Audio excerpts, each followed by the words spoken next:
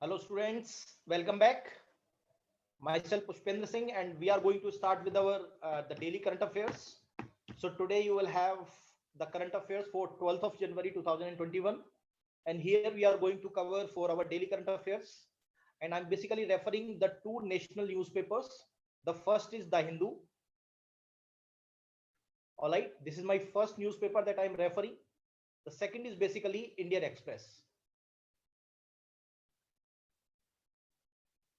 All right, so you can refer both of these newspapers because both of these newspapers are equally good, or you can read any one of these newspapers, but reading these newspapers are very much essential if you are preparing for the UPSC examinations, like civil services examinations or other government competitive examinations also. So this video particularly are basically very useful for your current affairs, and these current affairs are having the weightage in your various competitive examinations, right, like UPSC, right, which is also conduct the civil services examination. All right, so let's begin with the lecture. All right, so here you have the first news which is related to the Khadi Prakritik paint. So it is Khadi Prakritik paint. So here this is the paint as name is suggested. So what type of paint it is? It is the Khadi. It is the basically Prakritik paint. Prakritik means it is a natural paint. It is a natural paint which is developed by the Khadi and Village Industrial Commission. So that is what the name is, Khadi Prakritik paint. When you say the Khadi Prakritik paint or Khadi natural paint means it is being made from some of the eco-friendly, right? Some of the eco-friendly non-toxic substances, right? So that is why we call it as Prakritik or natural. So who developed it? Let's understand this. Khadi Prakritik paint. So Union Minister of the Micro, Small and the Medium Industries. So it is MSME will be launching this Khadi Prakritik paint. So it is a new paint, right, or the new type of paint which will be developed by the Khadi and Village Industrial Commission. So right, so this commission is basically there for safeguarding the Khadi and the village industries which are there as a micro and the medium industries, right? So this paint will have the eco-friendly type of nature. So it will have the lesser impact on your environment. It will have the lesser impact or lesser the anthropogenic footprints on the environment, because now the environment is degrading because of the paint also consisting of some of the heavy metals or also some of those chemicals which basically affect the soil, right, which basically affect, for example, indoor also. The indoor air quality is also impacted because of this paint consisting of the other type of pollutants also, which also impact our day-to-day health also, right? So to remove all such the defects, the Prakritik paint have been developed. So it is basically an eco-friendly and non-toxic paint. The eco-friendly means it is minimal, it is impacting the environment minimally, and it is non-toxic, so it does not consist of any sort of a toxic substances like heavy metals, other toxic substances, and that is why we call it as Khadi Prakritik paint. And it is first of its kind, right, which is having the antifungal, antibacterial properties, right? So which will impact or which will affect the human health also positively, right? Because as it have the antifungal and antibacterial properties also, right? This paint is available in the two forms, right? These two forms are basically the distemper paint. You might have heard about through the advertisements in your televisions, distemper, right? Asian paints distemper, or the Asian paints emulsion paint. So these two types of the paints are available, or two forms of the paints which are available in the market, right? So these Khadi Prakritik paint is also available into two forms. One is the distemper, second is basically emulsion paint.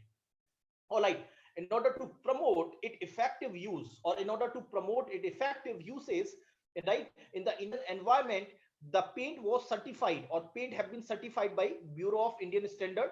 So this is the body which basically certified the products, right, in order to make those products, right, compatible in the markets, right? The product should be compatible in the market, and which basically ensure that the product is product availability and product sustainability in the market also. So here the Khadi Prakritik emulsion paint, right, which is also, right, as an emulsion paint meets this BIS standard.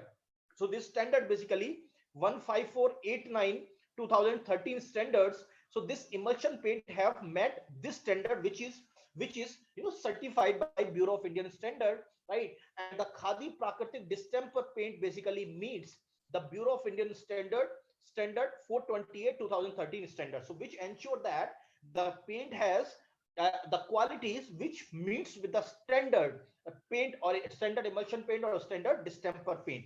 All right. And this would be beneficial for its marketing also, because from the marketing front also, whenever we visit, right, we see, for example, if you are going to purchase, you see basically the ISI mark. So it is basically the standard which shows that the particular product has certain criteria which is met, right? For that thing also, for the paints also, you will check whether this particular paint is meeting that standard or not. For that thing, the Bureau of Indian Standard provide certain meeting standard, so that it can basically have some positive impact in the development perspective. All right. And this project was conceptualized by the chairman of Khadi and Village Industrial Commission. So that is, I told you, the Khadi and Village Industrial Commission in March 2020. And it is also developed by the Khadi and Village Industrial Commission itself. And later, this is developed by National Handmade Paper Institute. This Kumarappa National Handmade Paper Institute is located in the Jaipur, right? So it is basically a unit of the Khadi and Village Industrial Commission. So a unit of Khadi and Village Industrial Commission has set up in Jaipur, and this basically produces this paint, right, which is also known as Khadi Prakratik paint. And this paint is available in the two form. The one is called distemper paint and the plastic emulsion paint, and both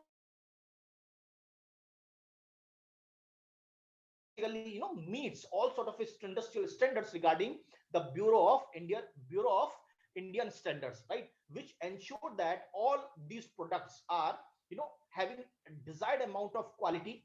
All these paints are having the desired amount of standard which are at par with the international standards, and Bureau of Indian Standard provide all sort of standards which are meeting with such standard requirement. All right. So this is basically a Vedic paint, which is also known as the Khadi Prakratik paint, which will be available. You can see here it is a eco-friendly, and it is made up of the cow dung paint, right? So as I said, it is made up of some of the eco-friendly ingredients. So it is basically the cow dung paint. So it has certain ingredients related to the cow dung and cow related the aspect. So it is also the paint which is used, right, which can be used just like a normal paints we are using it in our houses, right? And it is basically produced and developed by the Khadi and Village Industrial Commission. So it will have the greater impact on the micro, small and the medium industries also, right? Let's understand the second news, which is the parlor. So what is the parlor means? So parlor, you must understand, parlor is basically just like a sites you might have heard about in the websites, right? These are some of the micro blogging sites or the social networking sites, just like you have seen about the Facebook, Twitter, right? So it is basically an American micro blogging site, or it is basically an American social networking site, right? So parlor is the name for that, right? The parlor is the name for that. The parlor you can equate with the Facebook, right? Just like a Facebook. So it is a micro blogging site, it is a social networking site. So what is the news which is coming here is that you might have heard about the violence which has erupted in the central capital in the USA, right? So it is the supporters of the Donald Trump, who is the current president of USA, their supporters basically vandalized the Capitol building, right, which has caused so much destructions of the property, public property, and also caused so much violence, right, which has negatively impact the image of the America, right, and it's also caused further violences, right. And because of the tweet, right, because of the Twitter also banned the Donald Trump, right, to safeguard the American the population from inciting further violence, isn't it? So this parlor, which is also a social networking site, so what is happening is that the Apple, Amazon and the Google, all three have suspended the social network called Parler, right? So they have suspended this social network just like a Twitter has suspended, right? So Twitter has suspended the account of the Donald Trump, because of in the suspicion that his tweet might incite, the violence in the USA. So these sites, which are Amazon, Google, and the Apple, has already suspended this social network, which is known as Parler. And they have given, the argument that this platform may incite certain violence, and to check certain measures or to check certain tendencies, we are basically, suspending this social network, right, to make sure that no such content have been put on this microblogging site or social networking site, so that it can have the positive, it can, so that it can have the positive impact in the social sphere. So I hope you people understand about the Parler. So Parler is nothing but American microblogging site. It is an American social networking site, right, which is basically, providing certain contents, right, or which will provide an platform to provide a content, right, through, based on which you can basically, just like you can basically express your views. All right. This Parler was launched in the August 2018. All right. And the Parler, market itself is a, based on the free speech, based on, unbiased alternative to mainstream. All right. And it is just like a Twitter and the Facebook. So it was launched in 2018 itself. And the Parler has a significant user base, right, just like a Facebook and the Twitter. You can say even the Donald Trump supporters are also there on the Parler. It is mainly for parties, the conspiracy theories, and the right-wing extremists, right? So it is basically supporters of the right-wing extremists, the Trump supporters, conservative, the people who basically having the ideologies related to it. So it is basically the Amazon, Apple, and the Google all have suspended this social network site, which is also known as Parler, because of the suspicion that it might hamper the harmony in the society, or it might incite, right, some of the violence in our society, right, to safeguard, right, the account have been suspended for a while. All right, let's move to the third. That is energy efficiency. That is the energy efficiency. So what is that? So here, the energy efficiency, you understand what is that energy efficiency means. For example, if you have certain energy efficient, the units, right, or energy efficient products, what will you do? You will have the lesser energy consumption. For example, you might have seen in your refrigerators, in your televisions, in your ACs, that it is 2-star, 3-star, 4-star, and 5-star. These star ratings ensure that the product will consume lesser amount of electricity, right, which will in turn use lesser amount of electricity, and which will in turn, reduces the scope of, production of, you must understand, if you have lesser need of the electricity, obviously you will produce lesser electricity, and that will definitely have the positive impact on the environmental front also, right? So here, with the Ministry of Power in association with the Bureau of Energy Efficiency, right, it is the same, right, which organized the 30th National Energy Conservation Awards function, right? So here, the award function was conducted by the Ministry of Power, which is also with association with Bureau of Energy Efficiency. Now, what is the significance of this 30th National Energy Conservation Award function? So here the significance is that during this event, right, the standard and the labeling program for air compressors and the ultra high definition TVs have been launched, right, on the voluntary basis. So you might have seen in the air compressors, right, which have the tremendous industrial applications, right, and you might have also heard about the ultra high definition TVs, right, through the advertisements, right, for them, for both air compressors and for ultra high definition TVs, right, the standard and the labeling program was launched. So they are basically on, the standards for meeting the industrial, requirement, and also it will also ensure that it consumes lesser amount of electricity, isn't it?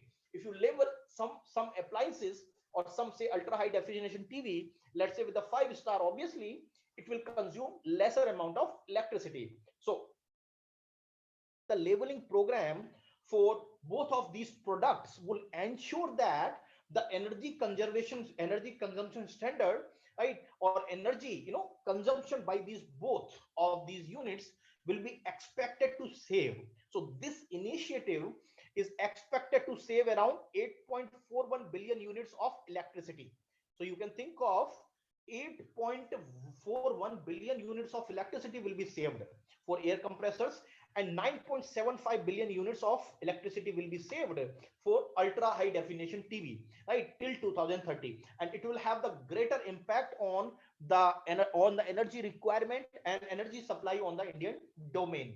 And this energy, consumption standard, which is also known as the standard in the labeling program, which will be effective from the 1st of January, 2021, and it will have the greater impact the on the development of the energy efficient products in our market. So it is basically a standard and the labeling program which will ensure that energy efficient, the products will be available, right? Products will be available in our market, right? And this is one such initiative from the Bureau of Indian Standard, right, with the help of Ministry of Power, so that this energy efficient, products will be available in our market, and that will have the greater impact on the consumption, or the greater impact on the, reduction of the consumption of such, the electricity in, in the India.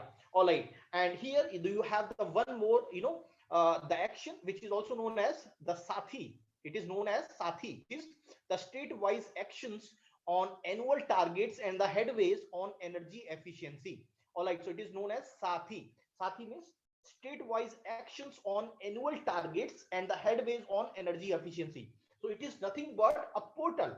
It is nothing but a portal for the state design agency for the state level activities, right? So for making the state-wise actions on making some of the targets and the headways on energy efficiency, right, a portal for the state design agency would be launched, right? So this portal would have, the Bureau of Energy Efficiency has developed the management information system portal.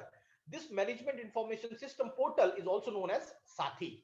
Is also known as Sathi. So it is nothing but the management information system which will manage the information which is coming from the state design agency for the state level activities, right, for meeting this annual targets and the headways on different type of energy efficiency, the projects. All right, and the management information system portal will basically facilitate the real-time monitoring of the process of implementation of various energy conservation endeavors at the state level.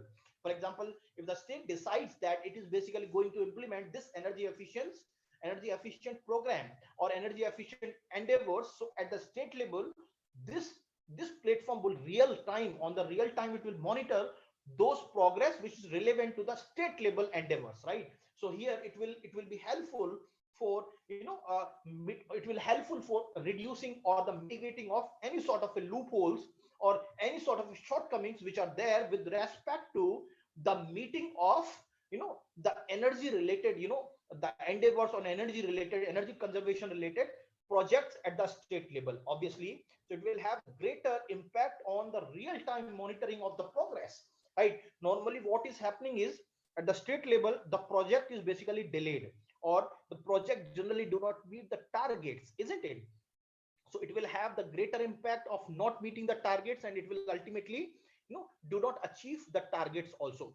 So it will have the greater impact on the real time monitoring of the progress, so that if needed it can be intervened at any point of the time, because it will show you the real time monitoring. All right, let's move to the new news, that is management effectiveness evaluation. So that is management effectiveness evaluation of the Indian zoos, that is called MIZOO framework. So what is that MIZOO framework? Let's understand. So it is management effectiveness evaluation of Indian zoos.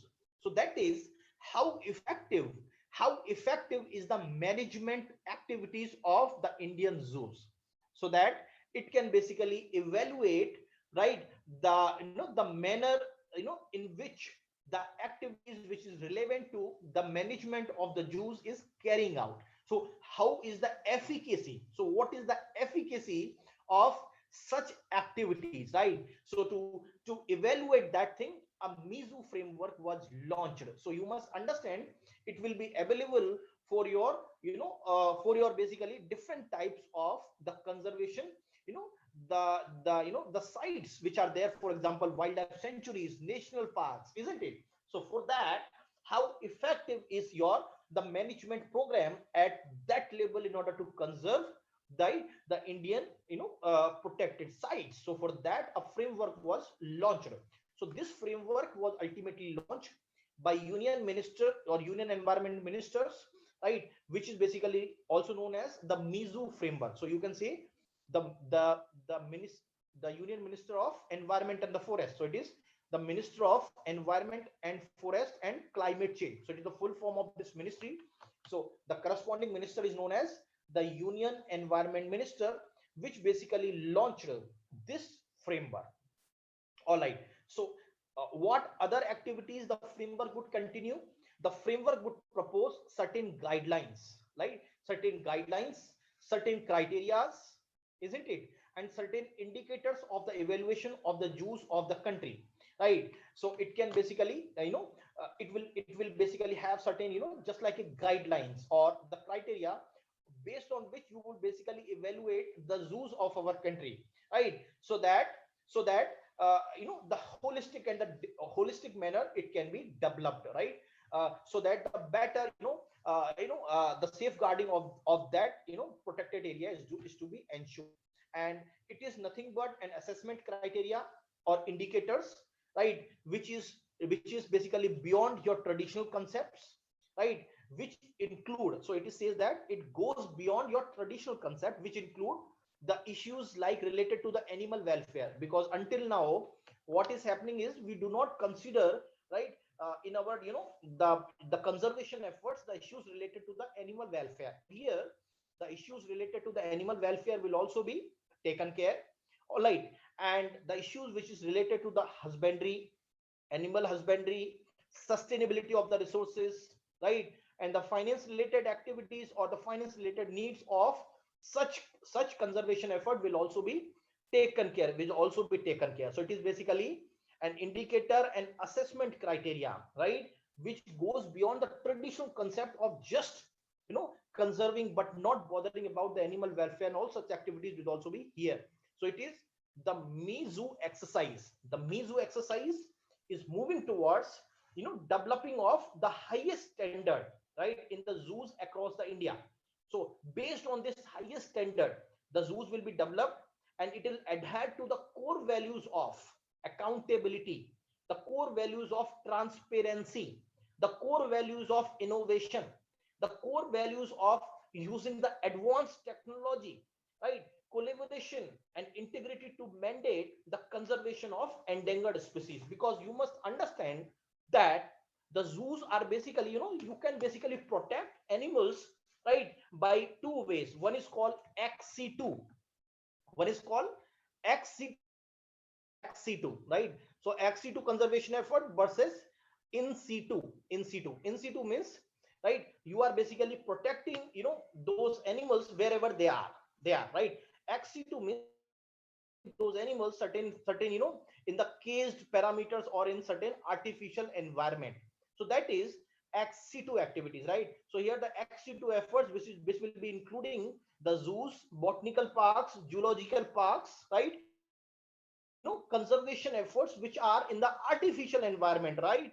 So where the general, the environment is created by the government, and this, because of this effort, because you must understand there are many species which are, some of these species are critically endangered, some of these species are, endangered, some of these species are vulnerable, some of those species are already extinct, right? So to conserve them further, right, to conserve them further, right, to safeguard their further depletion or in the number, and to further stop them from moving towards the extinction, certain other safeguard is to be required. And this Me Too framework is an exercise towards that, so that you can basically, develop the high standard of the Jews, right, in terms of the Jews protection, right, so that you can use the core values, or you can basically emphasize on the core values, like who is accountable for this, right, what is the transparency level, because without transparency you cannot safeguard those species. It should be transparent, procedure should be transparent, right, and you should also innovate some methods by which you can further safeguard those, those species, and you should also use technology so that this technology can be useful for various purposes, right, for various, for feeding purpose, for safeguarding those animals, for better management of those animals in the zoos, is it? So we need to integrate those things in conservation of the zoos, isn't it? All right, so this is basically a zoo where you have seen the animals, right? All right, let's understand the next news, which is also known as the Turlapatti Kutumba Rao. So what is that? Turlapatti Kutumba Rao. So Turlapatti Kutumba Rao was born in 1933 and he died in 2021. And he was basically an Indian journalist. He was basically, known for his service to the journalism in the Telugu language. So he was basically a Telugu journalist, and he was known for his service in the Telugu language, or the journalism in the Telugu language. And he is basically a journalist and the orator, right? And you must understand regarding his contribution, because the Turlapatti Kutumbarao was died, right, in basically, right, and so because of that this news is flashing. All right, and regarding his contribution, he has basically written over 4,000 biographies, right? So he has written 4,000 biographies and delivered more than 16,000 public speeches, right, which have been recorded by the Telugu Book of Records as a word record, right? So it has been recording by the Telugu Book of Records as a word record, right? As a word record of writing that much biographies and delivering more than 16,000 public speeches in the Telugu language, right?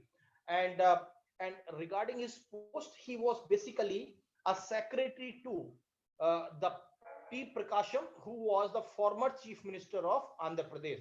So he was the secretary to the former chief minister of the Andhra Pradesh, and he was also known for propagating or mooting the idea of demarcating the state of Andhra Pradesh, right? The state of Andhra Pradesh, right? On the basis of the language. So in general, he was also mooted the idea of demarcating the states based on the language. So you might have heard about the linguistic commission, right? This was set up by the government of India as soon as there was demand from the states based on the reorganization of the states based on the language criteria.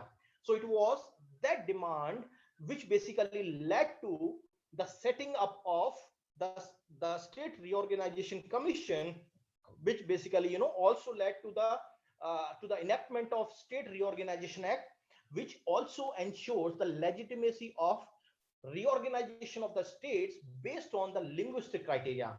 And you must understand dividing or demarcating the states on the basis of the language as a criteria, right? In 1947, right? All right. And also because of his contribution, he was also a recipient of the title of Guardian of Telugu from C. Rajgopalachari. So he was basically a recipient of the title, which is also known as the title of Guardian of Telugu from C. Rajgopalachari, who was the governor of Andhra Pradesh at that point of the time, right? So he was the governor of Andhra Pradesh at that point of the time, and he was recently honored in 2002 by Padam Shri. So he was awarded, or he was the awardee of Padam Shri, right? And he was also the first journalist from the state of Andhra Pradesh to receive this award, and he was basically the person who is known as Turlapatti Kutumba Rao. So his contribution is related to the rich journalism in the Telugu language, right? In the Telugu language, right? And Telugu is the right, of Andhra Pradesh. So Telugu is in Andhra Pradesh and Tamil is basically in the Tamil Nadu. So he was basically served as, as a journalism, right, in the Telugu language, and he basically written down over 4,000 biographies and delivered more than 16,000, right, such public speeches, right, in the Telugu language, right, and which is also recorded, right, as a Telugu book of records as a word record.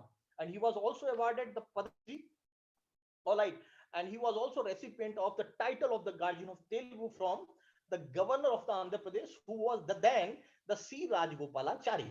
All right, so he has the immense contribution in the journalism field, especially in the Telugu language. All right, so he was basically the Turlapati Kutumba Rao. So he is basically the Turlapati Kutumba Rao. All right, let's move to the our new news. All right, so here the Northeast Venture Fund. So what is that Northeast Venture Fund? So it is basically the fund which is gaining the popularity among the startups, right, and young entrepreneurship, right. So it is basically a venture fund. So it is venture fund means the fund which will be used for different type of developmental activities, right. So it will be, having certain corpus, and this corpus or this fund is gaining popularity among the various startups and young entrepreneurs also. So this Northeast Venture Fund, which is in the news, was introduced by the NDA government led by Narendra Modi.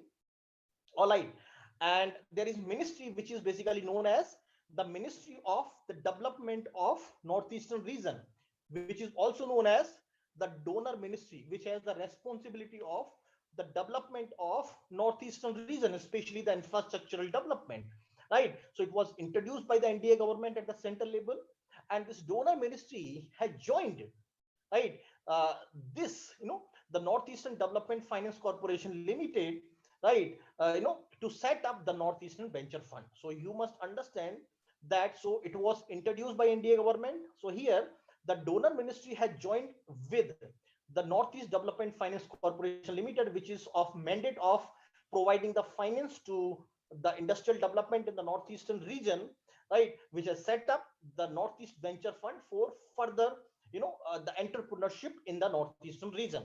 And it is the first and only first venture fund for the Northeastern region, which will have the initial corpus of around 100 crore rupees, right. So it is the first and only venture fund for Northeastern states which will have the corpus of 100 crore, 100 crore. All right, and this fund from Northeastern Venture Fund, which is also known as Northeast Venture Fund or NEVF, from this venture fund, right, the target is to be invest in startups, right, and unique business opportunities, right, so that you should provide the resources for the new entrepreneurship.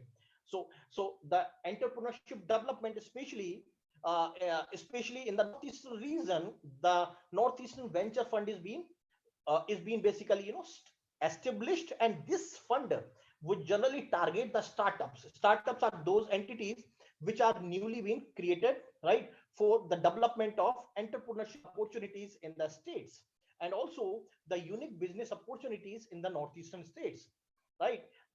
And the main focus of Northeastern Venture Fund is mostly the enterprise involved in the food processing, right. For example, you must understand the food processing is basically a business where you are basically, processing the food, right, so that you can basically add on something, and you can basically, value doing certain value addition on the food, right. It will also use for the enterprises like healthcare, tourism, segregation of the services, IT, and etc. Right. So it will have, right, it will have the main focus on the food processing.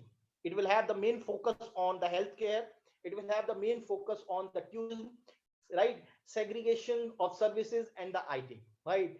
And the investment size with this scheme ranges between 25 lakh to 10 crore. So it will have, the 25 lakh to 10 crore, which will have horizon of 5 to 10 years, right? So it will have the greater impact on the development of the startups, business opportunities, and it will be mostly related to those enterprises which are involved in the food processing, which are involved in the healthcare, which are involved in the tourism, which are involved in the services and the IT related activities, right? And it is the first and only fund in the northeastern region to have the initial corpus of 100 crore, and the Ministry of the development of northeastern region, along with Northeastern Development Finance Corporation, has set up this Northeastern Venture Fund for the development of the startups and the young entrepreneur in the northeastern states, and it will have the greater impact on certain industries like food processing, healthcare, tourism, and services, along with IT related industries. All right, and this is the map. You can see the northeastern map. So here you see basically the Arunachal Pradesh capital Itanagar, Assam capital Dispur, Shillong, right, Meghalaya, Tripura, Agartala, Mizoram, Azol, right, Manipur, Imphal, Nagaland, Kohima, right, and here you have the Sikkim, which is the capital is Gangtok, right. So here you have the map of the northeastern region. So for that, the Northeastern Venture Fund is to be set up, and this fund will be used or will be utilized for the development of startup and other entrepreneurship abilities in the northeastern region. And Ministry of Development of Northeastern region, which is known as the donor, and the Northeastern Finance Development Corporation has set up this Northeastern Venture Fund for the development of the entrepreneurship in the northeastern states. And these are the map of the northeastern states, and this fund will be used for food processing, for services related, for IT related, for the tourism related purposes, for their startups, and then therefore the individual entrepreneurship. All right, let's move to our new news, which is known as C Vigil 21. So what is that? C Vigil 21 means 2021. All right, at this is C Vigil. Vigil means a vigilance, which means certain, having certain aspect of vigilance angle, right? C means is related to the ocean, so it is the coastal defense exercise. So it is basically a coastal defense exercise, right, which will be conducted on the 12th and the 13th January 2021. So it is nothing but a second edition of biennial Pan India coastal defense exercise. Biennial means once in a 2 years, right? So it is a second edition of biennial. Biennial means once in a 2 year. So it is the second edition, and the inaugural edition or the first edition of this Pan India coastal defense exercise was held in January 2019. Since it is a biennial exercise, so it will be conducted once in a 2 years. So it will be conducted in the year of 2021, and it will be conducted in the year of 2021, right? And so it is known as the Sea Vigil 21, and it has a significance which is related to the Pan India label, and it will have the coastal defense, right? And this coastal defense exercise, which is also known as the Sea Vigil 21, will be undertaken right along the entire 7,516 kilometer coastline. So it will be undertaken along 7,516 kilometer coastline, and it will also cover the exclusive economic zone, right, which will be extended up to 200 nautical miles, isn't it? So you have the territorial water, then you have uh, the exclusive economic zone, and then you have the high seas, right? So it will also cover the entire coastline, and also the exclusive economic zone is the zone where the India has the responsibility of, or the sole explorer in the economic zone, which is basically vested up to 200 nautical miles from the coastline of India. So that the India alone can explore the natural resources which are found in the seabed, So India will have the unique opportunity of exploring the seabed. Along with that, the exclusive economic zone from the vigilance perspective, also from coastal security perspective also, right? And this exercise is a unique exercise. This exercise will involve all of the coastal states. So currently you have the 13 coastal states, which is basically, have some sort of a coastal connectivity. And the union territories also, along with, certain maritime stakeholders. Stakeholders are those people which are having the stake in the maritime security, right? These stakeholders are also the fishing communities and the coastal communities, because you must understand, right? There is no police can control, or no, can vigil entire coast without the help of these fishing communities, or the fishermen communities, or the coastal communities. So they are basically, and they are basically the mouth and the eyes of the coastal infrastructure, apart from the maritime forces, or maritime, the police forces, which are there to safeguarding our coast, isn't it? So it will involve all of these coastal states, union territories, along with the maritime stakeholders, which include the fishing communities, which include the coastal communities, and it will have the greater impact on the pan India coastal defense, right, which is also known as the Sea Vigil 21. And you must understand, this exercise is coordinated by Indian Navy, right?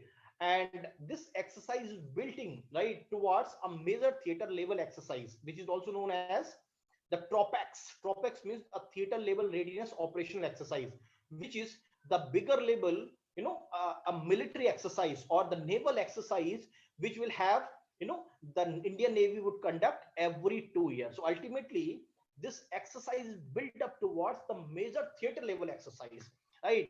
So it will have the impact on the external security, right, from further invaders which may use the coastal route to attack India, just like in the 26 by 11, right? The terrorists use basically the sea, right, for basically infiltrating into the Indian landmass. All right. So in that perspective, the coastal security has the greater, importance, because the coastal security has the greater impact. Why it is having the greater impact? Because you must understand, without coastal security, right, you cannot ensure the overall development of the people, or overall development of the coastal areas, right? So which is also related to, right, the coastal security. All right. And this sea vigil and the tropex together will cover the entire spectrum of the maritime security challenges, right? And which include the transition from the peace to conflict, right? All right. This is what is there, and this will include the entire spectrum of maritime security exercise. And this is, one glimpse of the maritime security exercise. All right. Let's understand the new news, which is known as VITDA, which is nothing but, you must understand, it is nothing but, you know, the earning before interest. So it is based on the earning before interest, tax, depreciation, and amortization. So it is nothing but, the news which is coming out is that the earning before interest, tax, and the depreciation and amortization stand for the earning of a PSU or any corporate before the interest paid, before the tax paid, before depreciation, and before amortization. So it is the state owned undertaking, which is also known as or Bharat Sanchar Nigam Limited, along with the Mahanagar Telephone Nigam Limited, or MTNL. So state-owned undertaking, which is also known as BSNL and MTNL, has turned, right, this EBITDA, which is known as the earning before interest, tax, and the depreciation and amortization, right, positive in the first 6 months of its financial year. The first 6 months of this financial year. All right. And this metric is used for evaluating the company's overall financing performance. And EBITDA is the measure of the profits, which will be covering, right, as a performance index, and overall financial performance index, right? So you can evaluate that the company is earning that much, the money before paying the interest, tax, depreciation, and amortization. And now this earning before interest, tax, the depreciation and the amortization, this is basically commonly used for comparing the financial health of the company, right? How much the company's financial health is, right? If it is positive, the financial health is comparatively good. And it will also use to evaluate the firms with the different tax rates and the depreciation policies, right? So it will have to greater impact on the calculation of the different tax rate and the depreciation policies in that perspective. And there are further drawbacks also of such EBITDA, is that it is not a substitute for analyzing a company's cash flow. It is not a substitute. All right. So it can make a company look like as if it is more money to make an interest payment, but that really is in, that really does not. So it is not a complete substitute for analyzing the company's cash flow. So it is not a qualitative measure. It is not a qualitative measure. And this earning before interest, tax, depreciation, and amortization basically ignores the quality of company's earning. So as I said, it is not a qualitative measure, and it can make it look like cheaper as it really is, right? So this is what you must understand regarding EBITDA. So it is basically the earning before interest, taxes, depreciation, and the amortization. It is nothing but the net income the company is having. For example, you are having the BSNL and you are having the MTNL, right? So they are earning their net income plus the interest expenses that they are ultimately used to pay, the taxes, the depreciation, and the amortization. So including everything, you have the EBITDA. So it is nothing but the net income plus interest expenses plus the taxes plus depreciation plus amortization. All right. Then let's understand the new news, which is known as the single window clearance portal. So what is that? The single window clearance portal. So this single window clearance portal is basically the portal which is basically launched of Coal. So Ministry of Coal launched this, the clearance portal. So why would have launched this portal? So that it can facilitate a single window grant for the clearance and the approval, right? The single window grant for the clearance and the approval, right, for the starting of coal mine in India. All right. So here you must understand, for starting of the coal mine in India, there is need of certain clearance and approvals for various, for the development of the mine. For that, the particular entity or the entrepreneur would have to take the clearance and the approval from the ministry, right? So this single window clearance portal would basically unify all platforms that facilitate the grant of the clearance and the approvals, and so that it will have the greater impact on the spirit of the minimum government and the maximum governance. So here you must understand, because it is the motto of the NDA government, that minimum government and maximum governance, right? And to reduce the red taping, to reduce the time, right, in clearing those projects, right, to get the approval for requiring to start those projects, right? So it is the milestone, right, in ease of doing business, right? The India is also performing poorly in ease of doing business. So India's ranking will also improve with regard to the ease of doing business because of the better performance in the coal sector also, right? So it will have the greater impact on the starting of the business, right, with respect to the industrial development. And as I told you that the coal mining require the major approvals and the clearance. So 19 major approvals and the clearance are required, right, before starting any coal mine in our country. So such approval will take lot of time, and it will involve lot of problems also for the newly industrialists. So it will also have the scope of certain set of corruption and other so it will basically minimize those activities. So it will basically hasten, or it will basically the speeden up the approval and the clearance process which will be required, right, for getting the approval for the starting of coal mine in our country, right? And this portal will map not only the relevant application formats, right, but also the process flow for grant of approval or the clearance, right? So it will basically have the lot of scope for the maximum governance and minimum government. All right, fine. So it is basically, the picture is showing that the truck is basically getting filled from the coal and getting transported from the coal mines. All right, let's understand the new news, that is management effectiveness evaluation of the national park and the wildlife sanctuary. So that is called me.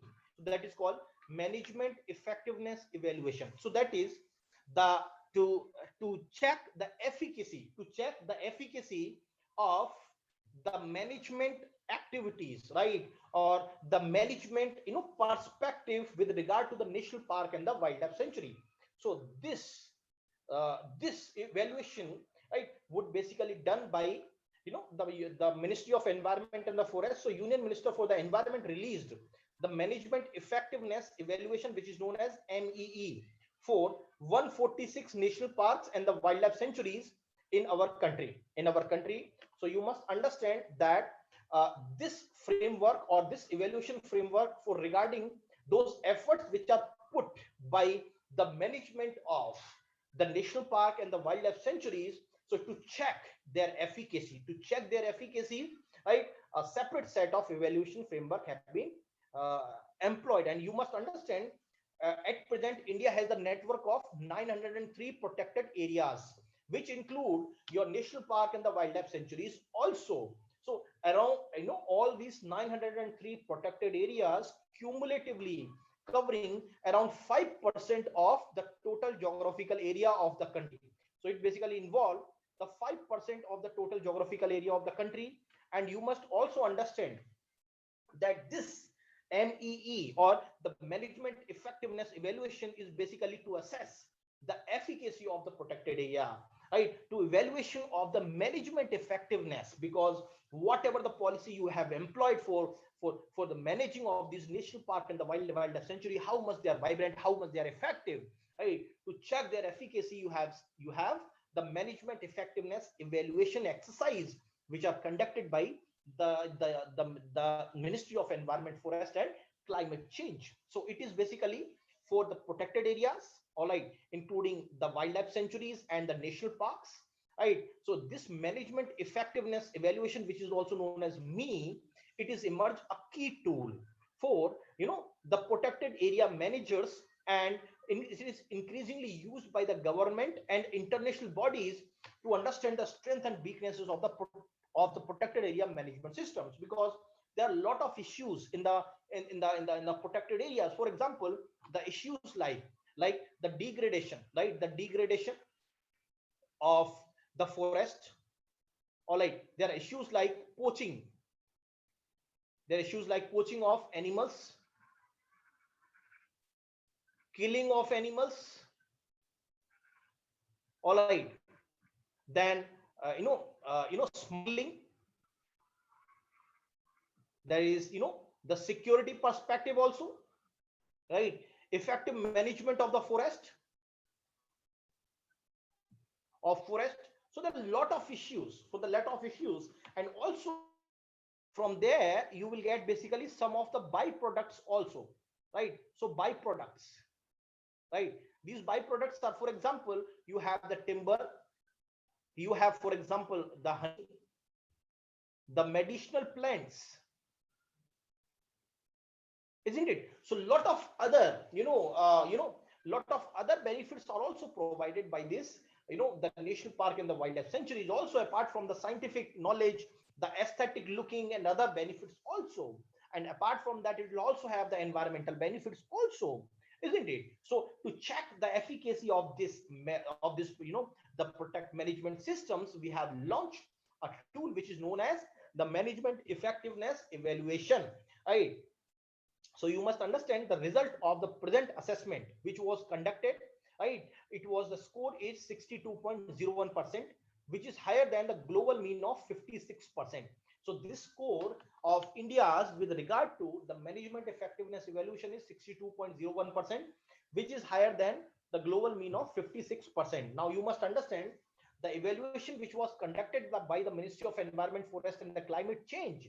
It will basically cover the cycle from 2006 to 2019. So it will cover around 15 years. It will cover around 15 years, and it has already completed one complete cycle of evaluating all national parks and the wildlife sanctuaries, how much efficacy, right, for basically, the management, right, the efficacy of those management program which was implemented for safeguarding the wildlife sanctuaries and the national park. So this exercise was completed, a full cycle for evaluating all the terrestrial national park and the wildlife sanctuaries all have completed.